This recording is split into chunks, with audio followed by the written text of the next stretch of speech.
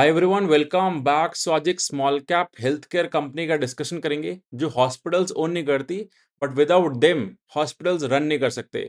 बहुत ही critical function है इनका।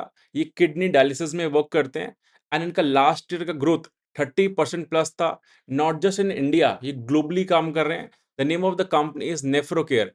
इनके फाउंडर का स्टोरी जो है बहुत इंस्पायरिंग है। A very unique business model discuss करते हैं इन डिटेल। काफी अच्छा ग्रो कर रहा है। तो as you can see on the screen, Nephrocare अभी रिसेंटली लिस्ट हुई है। 6600 करोड़ का मार्केट कैप है कंपनी का। But before continuing, there is a free Telegram group जिसका link is in the description. There I share the things beyond YouTube, you can check it out. Next, जो आप लोग comments करते हो, I keep on reading. And एक और चीज बताना, जो reels I have started posting under 1 minute, वो कैसी लग रही है? जो गॉडीम आईवीएफ पे थी, सोलर सेक्टर पे थी। So I keep reading all the comments. Anil Chaudhary, Tanesh regular commenter है। एंड जो जो कंपनी का आपने एनालिसिस बोला है is in the pipeline, but थोड़ा टाइम लगेगा। Let's start with the PPT.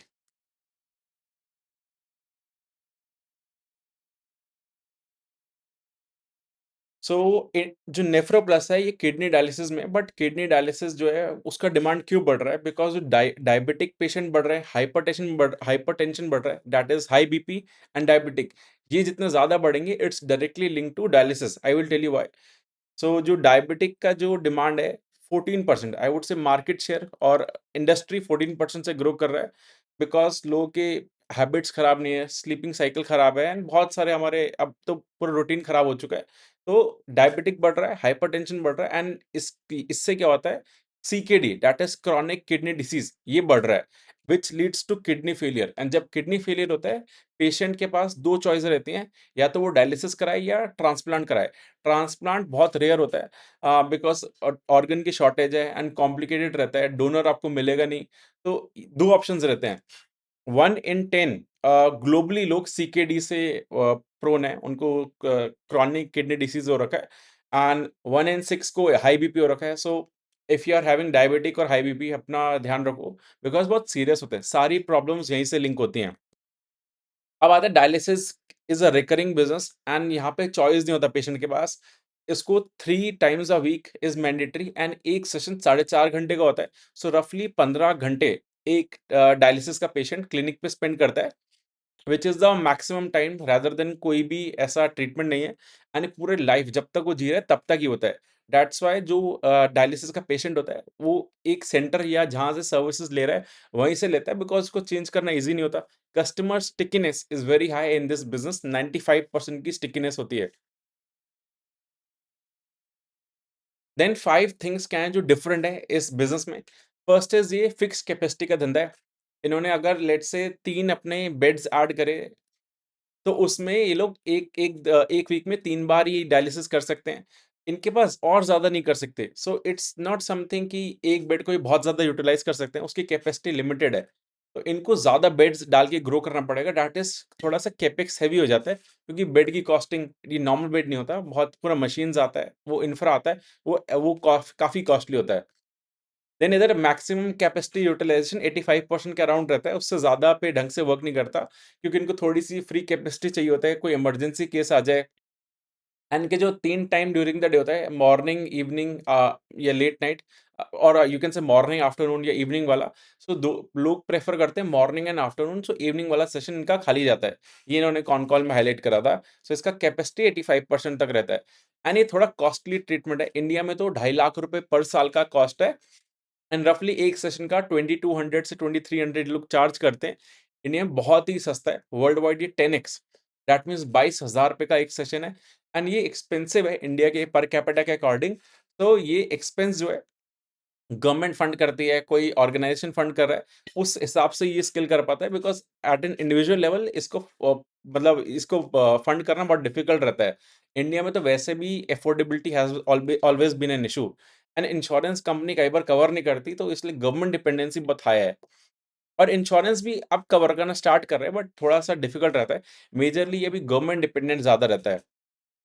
Then इसमें क्या है कि प्रॉफिटेबिलिटी अचीव करना in this business is very difficult. Nephro plus ने एबिटा नेगेटिव था 11 साल तक, 11 साल लगे इनको एबिटा पॉजिटिव आने में, एंड पैट उसके बाद आया। बिकॉज एक्सपेंसेस बहुत हाई हैं, गवर्नमेंट के साथ पार्टनरशिप करनी पड़ती है। सो इस बिजनेस को चलाना, it's not that very easy. अभी इंडिया में 12.4 करोड़ इंडियंस सीकेडी है जिनको, एंड ओनली 3 लाख लोग डायलिसिस ले रहे हैं। इट्स समथिंग सिमिलर टू जो हमने गॉर्डियम आईवीएफ में देखा था। तो पहले तो डायग्नोस ही नहीं होती प्रॉब्लम, प्रॉब्लम डायग्नोस होगी तब तो कोई पर्सन सॉल्यूशन लेगा। बट अभी क्या है कि जो लोगों को ऑलरेडी सीकेडी है उनको अवेयरनेस आ रहा है, टेस्ट लोग करा रहे हैं, तो पता चल रहा है कि डायलिसिस का नीड है या किडनी में इश्यूज हैं। एंड ऑलरेडी जिनको और ज्यादा लोगों को हाइपरटेंशन, हाई बीपी हो रहा है, सो ये मार्केट एक्सपेक्टेड है कि 13% सीएजीआर से ग्रो करेगा इन इंडिया। नंबर सुन के अच्छा नहीं लगता बट फैक्ट है, फैक्ट है। अब 3 टेलविंड्स हैं। एक तो डायबिटिक जो हाई बीपी एंड डायबिटिक के पेशेंट्स बढ़ रहे हैं, तो इनका डिमांड बढ़ रहा है, मतलब इस इंडस्ट्री का। देन क्या है कि अभी अंडर पेनिट्रेशन बहुत कम है, लोग डायग्नोज नहीं हो रहे एंड ट्रीटमेंट अवेलेबल नहीं है। तो इंडिया में 7% पेनिट्रेशन है एंड वर्ल्ड वाइड ये 15% है, एंड उसमें से भी मेजॉरिटी अनऑर्गेनाइज्ड है। सो अगर आप देखोगे 16% का नंबर था ऑर्गेनाइज शेयर का इन 2019, ये भी नंबर 19% हो चुका है। वर्ल्ड वाइड ये ऑर्गेनाइज साइड बहुत है। ऑल्दो इंडिया का हॉस्पिटल मार्केट ऑर्गेनाइज काफी हो चुका है, ज्वेलरी हो चुका है, कार्स ऑलरेडी ऑर्गेनाइज्ड है। सो सब चीज हम देखते हैं अनऑर्गेनाइज से ऑर्गेनाइज की तरफ जाती है। तो इन केस ऑफ आईवीएफ का भी business and in case of kidney dialysis का भी, दोनों बहुत ज़्यादा अनऑर्गेनाइज्ड हैं, यहाँ पे काफ़ी ज़्यादा स्कोप है। So if you will see US में ये 80% ऑर्गेनाइज्ड है, ईयू में 70%, बट इंडिया में 7%, सो बहुत ज़्यादा स्कोप है। एंड एक और इंटरेस्टिंग थिंग है कि डायलिसिस जो है ना, ग्लोबली हॉस्पिटल्स के अंदर नहीं होता, ये अलग से सेंटर्स होते हैं। बट इन इंडिया अभी मेजरली हॉस्पिटल्स के अंदर है। सो ये ट्रेंड 5 से 10 साल में आएगा, मैनेजमेंट ने भी गाइड करा है। तो क्योंकि क्या होता है, हॉस्पिटल्स में कैपेसिटी कम होती है, इन जगहों को अलग से कैपेसिटी ऐड करना पड़ता है। तो हॉस्पिटल में इतना स्केल नहीं होता, ऑलवेज ये बिजनेस जो है आउटसाइड द हॉस्पिटल ज्यादा बड़ा होता है। अब नेफ्रो केयर पे आते हैं, और nephro plus you can say 2010 में फाउंड हुई थी कंपनी। अभी इनका रेवेन्यू 1000 करोड़ का कर दिया एंड मार्केट कैप 6600 करोड़ का। इस कंपनी के दो फाउंडर हैं, कमल शाह एंड विक्रम जो हैं। तो कमल की बहुत स्टोरी इंटरेस्टिंग है। 28 ईयर से वो खुद डायलिसिस पे हैं। अराउंड 1997 में इनको डायलिसिस हुआ था या किडनी फेलियर हुआ था। इनका एक टेडेक्स है ऑन यूट्यूब, आप सर्च करना, और I will attach the link description में, मस्ट वॉच है। सो इनको कोई हेरेडिटरी प्रॉब्लम थी, इस वजह से इनकी किडनी फेल्स हुई एंड डायलिसिस पे आए। देन इन्होंने किडनी ट्रांसप्लांट भी करवाया, उसके बाद अगेन नई किडनी में प्रॉब्लम आ गई। तो इनका ये चल रहा था, देन इनको विक्रम मिले, Vikram and they founded this company. तो एंड अभी नॉर्मल लाइफ जीते हैं, बिल्कुल स्विमिंग एंड ऑल सब कुछ करते हैं। ये लोग ओलंपिक्स भी ऑर्गेनाइज करते हैं अपने पेशेंट्स के लिए। तो बहुत इंटरेस्टिंग है वो टेडेक्स, आई वुड से मस्ट वॉच है। एंड एक चीज इंटरेस्टिंग है अबाउट दिस कंपनी, ये लोग अपने पेशेंट्स को गेस्ट बोलते हैं, बिकॉज इनका कॉन्सेप्ट है अदिति देवो भव। सो अपने पेशेंट्स को अगर पेशेंट्स बोलते हैं तो ऑलरेडी एक नेगेटिव एनर्जी आती है, सो दे ऑलवेज प्रेफर इनको गेस्ट बोलना। इनके अभी 524 क्लिनिक्स हैं, बिकॉज इनके हॉस्पिटल्स नहीं होते, सो हॉस्पिटल्स के अंदर ये लोग वर्क करते हैं। 5 कंट्रीज में प्रेजेंट है, but majority of the clinics इनके इंडिया में 468, दैट इज 90% अभी क्लिनिक्स इंडिया में। 2020 से इन्होंने बाहर वर्क करना स्टार्ट करा, फिलीपींस, उज्बेकिस्तान, नेपाल, सऊदी, इस साइड ये लोग वर्क कर रहे हैं। एंड अभी इनके जो टोटल क्लिनिक्स है उसमें से हॉस्पिटल के अंदर 272 हैं, जिधर लाइक फोर्टिस, मैक्स, इन सब के अंदर देखेंगे आपको। देन पब्लिक प्राइवेट पार्टनरशिप जो गवर्नमेंट के साथ काम करते हैं, गवर्नमेंट हॉस्पिटल्स में इनका 35% ऑफ द नेटवर्क है। देन इनका खुद के पूरे प्योर फ्लेज इन्हीं का स्टैंड अलोन बिजनेस हो, वो 70 है। सो इस तरह से ये लोग वर्क करते हैं। देन अभी क्वेश्चन आएगा कि हॉस्पिटल्स इनके साथ क्यों काम करते हैं, खुद से क्यों नहीं अपना सेटअप कर लेते। It's not that viable business. जो मैंने आपको दिखाया था कि इनको 11 साल लग गए EBITDA पॉजिटिव आने में, इतने साल तक लॉस था। इंडिया में लोग इतना पे नहीं करते, और आई वुड से अफोर्डेबिलिटी नहीं है, बट ट्रीटमेंट चाहिए, गवर्नमेंट के साथ टाई अप करना पड़ता है। तो यहाँ पे बहुत डिफिकल्ट होता है, कैपेक्स हैवी है, इसको अलग से एक्सपर्टीज चाहिए। सो हॉस्पिटल्स क्या करते हैं, इनको अपने हॉस्पिटल के अंदर एक जगह दे देते हैं एंड देन ये लोग ऑपरेट करते हैं। इससे हॉस्पिटल को क्या होता है, सर्विस भी आ गई, उनको एक्सपर्टीज भी नहीं चाहिए अलग से, ये एक आउटसोर्स हो जाता है उनके लिए वर्क। देन इंडिया में भी ये $22, रफली 2200-2300 रुपए का ट्रीटमेंट है। इनके सब डेवलप कंट्रीज ये 22,000 से 40,000 रुपए पर सेशन का कॉस्ट है। सो इनका अभी तक क्या था, ये लोग इतने साल तक लॉस में थे इंडिया में काम करके, इन्होंने क्या करा, अब ये बाहर चले गए। अब बाहर की कंट्रीज में इनको बहुत ज्यादा हाई मार्जिन भी मिल रहे हैं।